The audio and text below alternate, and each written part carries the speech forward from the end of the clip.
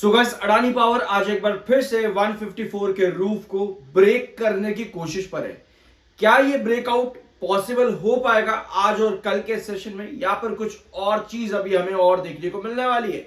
News क्या है? कल एक नेगेटिव न्यूज थी बट उसका कोई इफेक्ट देखने को नहीं मिल रहा है अडानी पावर में आज के दिन, जो कि एक अच्छी बात है। अगर नेगेटिव इफेक्ट नहीं है तो भैया बढ़िया ही है। इन्वेस्टर के लिए शेयर अगर भाग रहा है तो उससे अच्छी चीज क्या हो सकती है।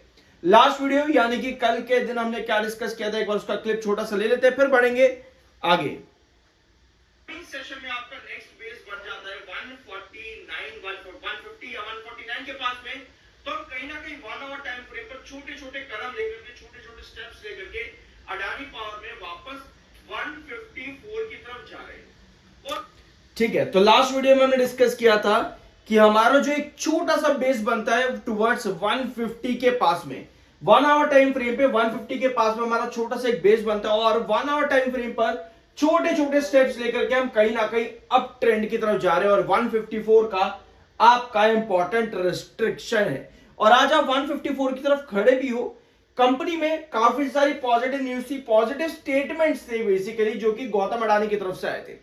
काफी सारे पॉजिटिव स्टेटमेंट्स इन्होंने दिए, पूरा आर्टिकल भी मैंने आपके साथ रीड किया था, परसों की वीडियो में जरूर चेकआउट कर लेना। लेकिन इसी वीकेंड के अंदर इसके कॉन्ट्रेरी एक नेगेटिव न्यूज आ जाती है, जो कि है इनके ब्राइबरी केस को लेकर के, कि यूएस सेक्रेटरी ने बताया कि भैया इंडिया को अभी भी समन सर्व करने हैं अडानी को, लेकिन अभी तक कुछ किया नहीं गया। तो ये केस अभी भी ठंडा है।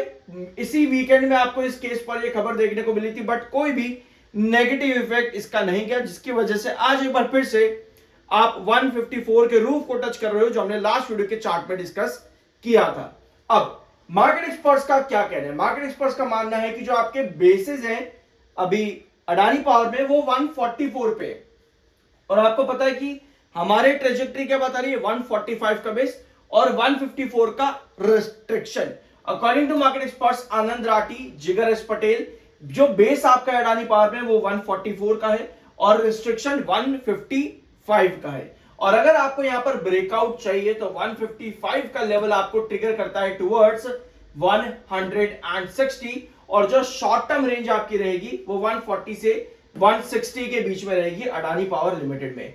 अकॉर्डिंग टू अमृता शिंदे, जो कि है research analyst eight choice broking, इनका मानना है कि जो रेंज है अडानी पावर की 142 से 155 की है, और जो पोटेंशियल इस समय है रिसेंटली रिकॉर्ड है बनाने के बाद में आपको थोड़ी सी करेक्शन देखने को मिली है, लेकिन अब रिसेंट जो पोटेंशियल बनने देखने को मिलता है टुवर्ड्स 163 एंड 170।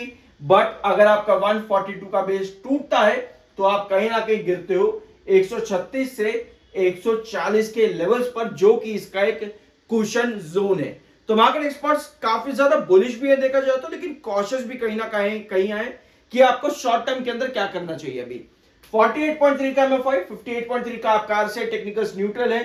तो आप चार्ट पैटर्न क्या बता रहे हैं? कल तो हमने देखा कि 1 आवर टाइम फ्रेम पर आपकी क्या कंडीशन है। अब ये आपकी कंडीशन थी 1 आवर टाइम फ्रेम पर, छोटे छोटे स्टेप्स लेकर के आपकी एक अप ट्रेजेक्टरी बन रही है। और हमने कल के वीडियो में डिस्कस किया था कि 150 पे कहीं ना कहीं एक बेस क्रिएट करने की कोशिश कर रहा है। और आज का सेशन अगर आप देखोगे तो 154 रूफ को एक बार फिर से टच किया है, और लगभग 1 आवर टाइम फ्रेम पर एक बार पहले भी पिछले हफ्ते, और एक बार आज के सेशन में, और लगभग पहले भी यहां पर आ चुका है एक बार अक्टूबर के फर्स्ट सेशन में 154 पे। तो 154 एक इंपॉर्टेंट लेवल, आपका इंपॉर्टेंट रिस्ट्रिक्शन है, इसे ब्रेक करना जरूरी है। और 145 ये इंपॉर्टेंट आपका बेस। अब ये लेवल्स है क्यों? अगर आप चैनल पर रेगुलर हो आपको पता है ये रीजन एक कंसोलिडेशन जोन है। भैया कंसोलिडेशन किस चीज का? कंसोलिडेशन आपके कप एंड हैंडल का। ये वाली जो ट्रेजेक्ट्री है, किसी भी कप एंड हैंडल में जब भी आपको हैंडल बनाना होता है एक इंपॉर्टेंट रिस्ट्रिक्शन से, जो कि पास्ट पैटर्न्स के अकॉर्डिंग बनती है, उसमें आपको एक कंसोलिडेशन देखने को मिलता है, जो इस समय अडानी पावर में 145 से 154 के बीच में है। अगर आपको ब्रेकआउट यहां पर चाहिए, कप एंड हैंडल के बाद जो ब्रेकआउट बनता है 154 पे सस्टेनेबिलिटी प्लस ब्रेकआउट जरूरी है, क्योंकि आज के सेशन में आपको ब्रेकआउट नहीं मिल रहा है। आज के सेशन में बस स्टिल आपको यहां पर एक स्टेबिलिटी नजर आ रही है एट 154। ब्रेकआउट और सस्टेनेबिलिटी क्या होता है उसको यहां पर एक बार डिस्कस कर लेते हैं। सब्सक्राइब जरूर कर देना because we are NISM 7 certified. तो अब आते हैं आपकी ब्लैंक स्क्रीन पे। ठीक है, किसी भी लेवल पर जैसे कि मानते हैं ये आपका 154 है, ये 154 का ट्रेंड है। आपको यहां पर अगर सस्टेनेबिलिटी के साथ ब्रेकआउट चाहिए ना तो आपको इस तरह की कैंडल चाहिए होगी, यानी कि एक ऐसी कैंडल जो कि रिस्ट्रिक्शन के ऊपर ब्रेकआउट दे और सस्टेन करके क्लोजिंग वही दे दे, मतलब कि क्लोजिंग 154 के ऊपर, उसको कहते हैं सस्टेनेबल ब्रेकआउट। उसके बाद क्या होता है, उस रिस्ट्रिक्शन के ऊपर आपका एक बेस बनता है और उस बेस के बाद आप जाते हो फर्दर ब्रेकआउट की तरफ। तो ये होता है आपकी किसी भी रिस्ट्रिक्शन के ऊपर जब आपको ब्रेकआउट चाहिए होता है, आपको कैंडल का फॉर्मेशन पता होना चाहिए और यही आपका बनता है कप एंड हैंडल, या फिर किसी भी लेवल के ऊपर जब आपको ब्रेकआउट चाहिए होता है उसका फॉर्मेशन। बाय सेल की कोई रिकमेंडेशन नहीं है, वो आपकी अपनी मर्जी और ओपिनियन होना चाहिए। आई होप कि वीडियो आपको पसंद आया होगा। मिलते हैं अगले